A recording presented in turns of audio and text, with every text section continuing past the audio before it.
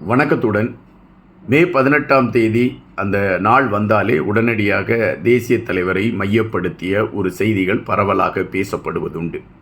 சமீப காலங்களாக அவருடைய இருப்பை குறித்த செய்திகளாக அவைகள் வலம் வந்து கொண்டிருக்கக்கூடிய களங்களை நீங்கள் பார்த்திருப்பீர்கள்.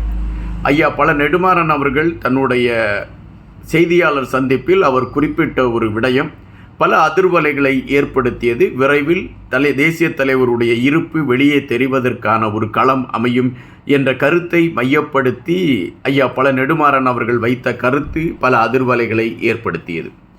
இந்த சூழலில்தான் முல்லை ஈசன் என்பவர் தேசிய தலைவருக்கு வீர வணக்கம் செலுத்தியிருக்கக்கூடிய நிகழ்வு ஒன்று அரங்கேறி இருக்கின்றது.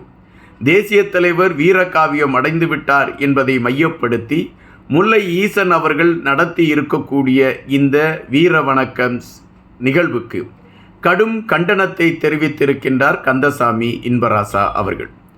என்ன நடந்தது, எதற்காக முல்லை ஈசன் அவர்கள் தேசிய தலைவருக்கு வீர வணக்கம் செலுத்துவதற்கும் மெழுகுவர்த்தி கொளுத்துவதற்கும் அவர் வேகம் காட்டியதின் பின்னணி என்ன, கந்தசாமி இன்பராசா அவர்கள் இதை குறித்து என்ன செய்தியை எடுத்து வைப்பதற்கு தயாராகி இருக்கிறார், அதிலே அவர் சொல்லி இருக்கக்கூடிய விடயங்கள் என்ன போன்றவற்றை குறித்து நாம் மிக தெளிவாக இந்த காணொலியை பார்க்கின்ற பொழுது புரிந்து கொள்ளலாம். எங்களுடைய இந்த வலையொலியை பகிர்ந்தளிக்காத நண்பர்கள், பகிர்ந்தளிக்காத தோழர்கள் பகிர்ந்தளித்தால் நாங்கள் வெளியிடக்கூடிய காணொலிகள் தொடர்ச்சியாக வந்து கொண்டிருக்கும்.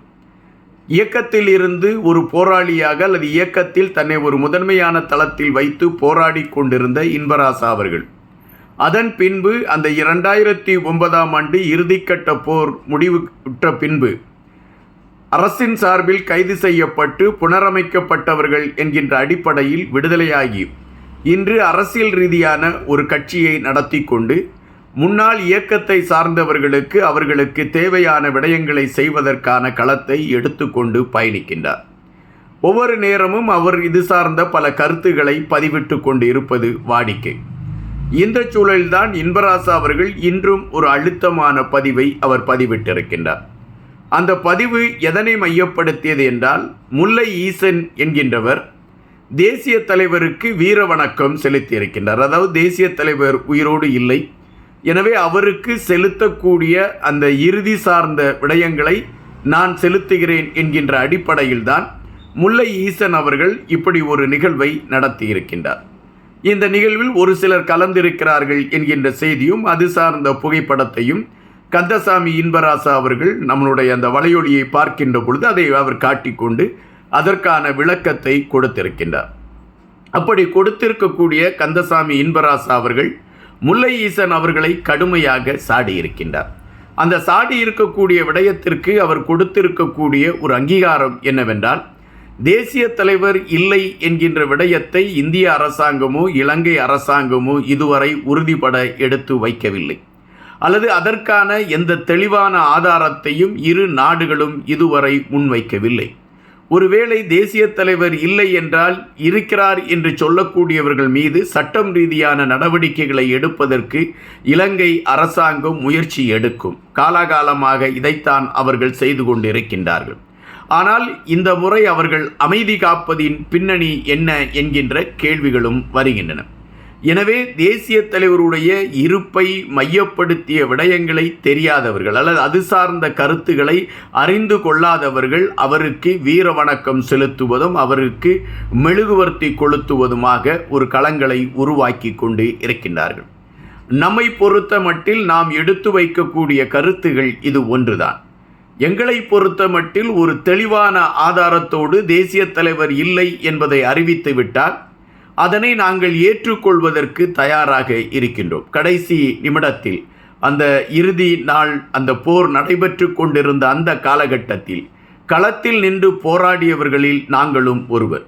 எப்பொழுதுமே இயக்கத்தில் களத்தில் நின்று போராடி கொண்டிருக்கக்கூடிய எந்த இயக்கத்தை சார்ந்த தோழர்களும் தேசிய தலைவருடைய இருப்பை குறித்தோ தேசிய தலைவருடைய செயல்பாடுகளை குறித்தோ அவர் எங்கிருக்கிறார் எப்படி இருக்கிறார் போன்ற விடயங்களை குறித்தோ அவர்கள் எப்பொழுதும் வெளியே சொல்வதில்லை. அது எத்தனை ஆண்டுகள் ஆனாலும் வெளியே சொல்வதில்லை. இயக்கத்தின் மீது தீவிர பற்று கொண்டு இயக்கத்தில் செயல்பட்டு கொண்டு இருக்கக்கூடிய பல தோழர்கள் இப்பொழுது இருக்கிறார்கள். அவர்கள் யாராவது தேசிய தலைவருக்கு வீர வணக்கம் செலுத்துகிறோம் என்றோ அல்லது தேசிய தலைவரை மையப்படுத்திய ஏதாவது தவறான செய்திகளை முன்னெடுக்கக்கூடிய நகல்வுகளை எடுத்திருக்கிறார்களா என்றால் இல்லை. அவர்களுக்கு தெரியும் எதை எப்படி செய்ய வேண்டும் என்று. அதைத்தான் அவர்கள் இதுகாரும் செய்து கொண்டிருக்கின்றார்கள் அல்லது அதை செயல் வடிவப்படுத்தி கொண்டு இருக்கின்றார்கள். ஆனால் தற்பொழுது இந்த முல்லை ஈசன் அவர்கள் தேசிய தலைவருக்கு வீர வணக்கம் என்று மெழுகுவர்த்தி கொளுத்திருக்கக்கூடிய விடயம் பெரும் அதிர்ச்சியை கொடுத்திருக்கின்றது. யாராலும் இதுதான் உண்மை என்று சொல்ல முடியாத ஒரு விடயத்தை இவராகவே உண்மை என்று எடுத்துக்கொண்டு செயல்படக்கூடிய விடயமும், அதற்கான ஒரு பரபரப்பை கூட்டக்கூடிய நிகழ்வு என்று அவர் நடத்தியிருக்கக்கூடிய விடயங்களும் ஏற்புடையதாக இல்லை. நான் பலமுறை இதை குறித்து பேசியிருக்கின்றேன். பலமுறை இது சார்ந்த கருத்துக்களை எடுத்து வைத்திருக்கின்றேன். அப்பொழுதெல்லாம் தெளிவான ஒரு கோட்பாட்டையும் தெளிவான ஒரு விடயத்தையும் தான் நான் எடுத்து வைத்திருக்கின்றேன்.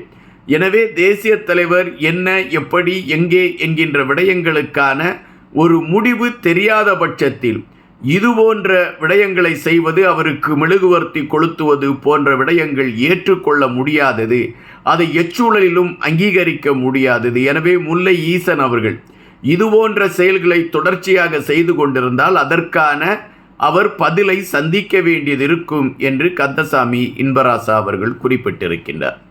அப்படி என்றால் இதற்குள் என்ன நடந்திருக்கிறது என்கின்ற விடயம் உங்களுக்கு தெளிவாக தெரிந்திருக்கும்.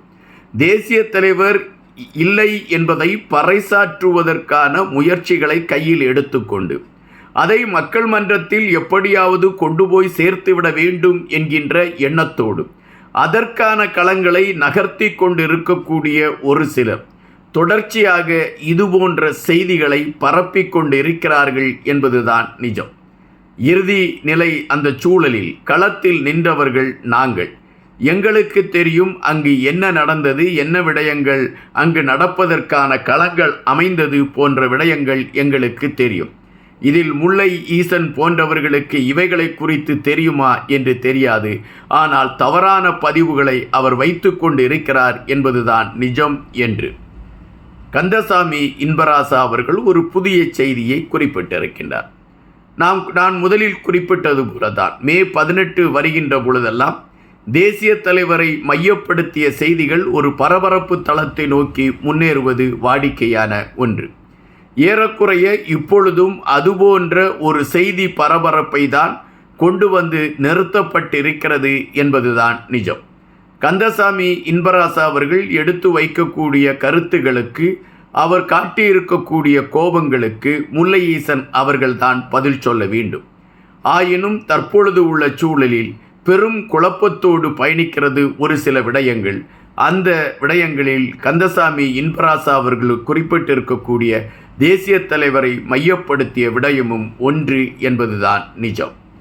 நன்றியுடன் இன்பா.